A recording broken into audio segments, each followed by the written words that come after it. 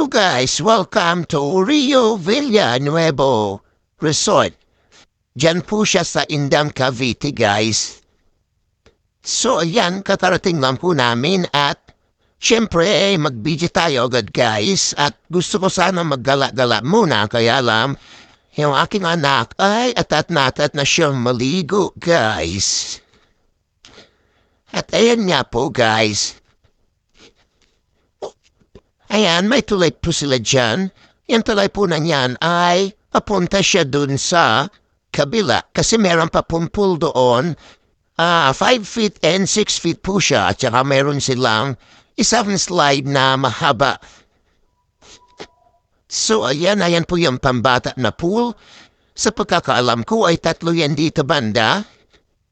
Tapos yung sa pinakadulo niya, parang 4 feet ata yun.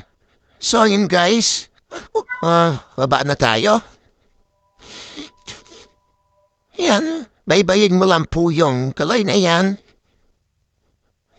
Ayan po yung cottage na, good for 25 bucks ata yun. Ito yung tag 300, good for 15 bucks. Ayan po yung hagdan nila pababa. So ayan, di ba guys, ang maliwalas na paligid, just na taon guys na hindi siya gaano mainit sa lugar na yan. Bali, pasulpot-sulpot lang yung init, kaya ayun, hindi kami nasunog. Hindi kami nagka-sunburn guys. Ayan yung aking anak, kung nakikita nyo, atat na talaga siyang maligo guys. Ay nako. Ayan na, naghahanap na siya ng papaliguan niyang pool. Pambata yan ayaw niya sa pambata guys, gusto niya dun sa malalim. Yung hanggang leg niya, yun ang gusto niya. Di mo siya mapapaligo dyan, di talaga siya kontento yan guys. Yan, kung nakikita nyo dyan guys, karamihan andyan, mga pamilya, tatay, nanay, tsaka yung mga bata. Pag may batang maliit, alam nyo na guys, matik yun dyan talaga pwesto niyang pagliliguan. So yan, napakaliwalas ng lugar guys, malamig, tsaka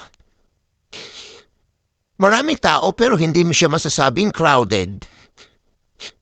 Nang time na yan, hindi ko lang alam kung sa mga weekday ay sa mga ibang araw ba, kung matao din, kung napupuno ba talaga siya.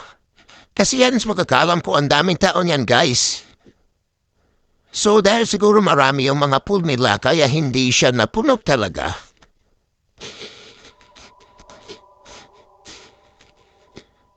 So, ayan siya guys. Ito, 4 feet at 3 feet ata to. Itong isa na tayo madadaanan namin sa unahan. Tapos yung kabila, 4 feet and 5 feet. Ayan, dyan kami naliko guys. Sa 5 feet na yan siya sa 4 feet. Tapos siya sa baba nun sa dulo, may baba dyan, may slide na maliit para sa mga bata. Maliit lang din yung pool dyan, pero pabata lang din kasi. Siguro mga 3 feet lang ata, 2 feet, mga ganon. So yan, nandino ng tubig guys at lamig.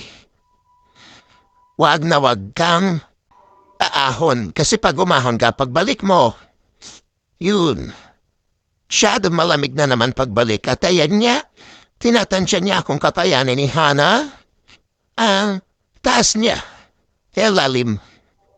At then nga, bumalik siya kasi malalim, hindi niya abot. I mean, lulubog talaga siya dyan guys, hindi pa naman marunong lumangoy yan. Kaya, ayan, bumalik po kami dun sa 4 feet. Doon kami talaga nag-stay guys. Ang pahinga lang niya ay kain, isang beses lang siya kumain. Tapos, pagtapos maligo, kumain din siya.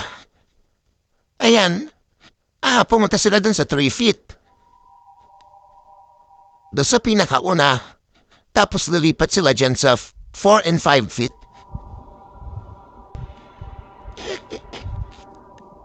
Tsaka maganda guys kasi meron talaga sila mga lifeguard. Meron talaga nababantay. Saya no, saya-saya na niya, nakaligo na siya. At natuto siya mag-floating. So ayan guys, sa mga plano pong pumunta dito guys, ang entrance fee nila ay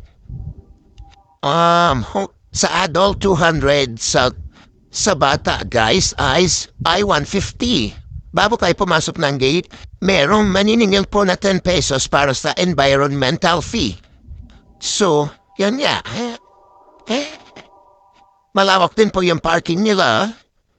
Sa motor, bukod yung sa motor, sa loob yung sa motor, tapos yung mga sasakyan doon sa labas. Malaki pa yung parking nila. So, ayan, at ako na nga, guys. Advice ko po kung pupunta kayo dito, regular days, halimbawa, Monday, Tuesday, Wednesday, kasi pag na, Saturday, Sunday, siguro na patarami tao dito. Basta guys, babalik ako dyan. Ayan na. Ginaw na ginaw yan, sumisigaw pa yan, guys. Pati yung sa katabi ko, kaya nakatingin ako dun. Kasi sumisigaw siya, sabay kami halos lumubog. Sigaw din siya, sabay kaming dalawa. So, ayun guys, ninginig pa ako dyan sa umpisa, kaya dyan ako pumwesto. Kasi merong araw dyan, yung iba banda doon sa kaliwa, meron malilim yan dyan eh. Ginagawa ko pag nilalamig ako, pumapunta ako doon sa may init. Kasi minsan nawawala din kasi yung yung init eh, pasulpot-sulpot lang ba, parang kabuti. At yun na nga guys, ayan yung dalawa. Ayan dalawa, parehong di marunong lumangoy.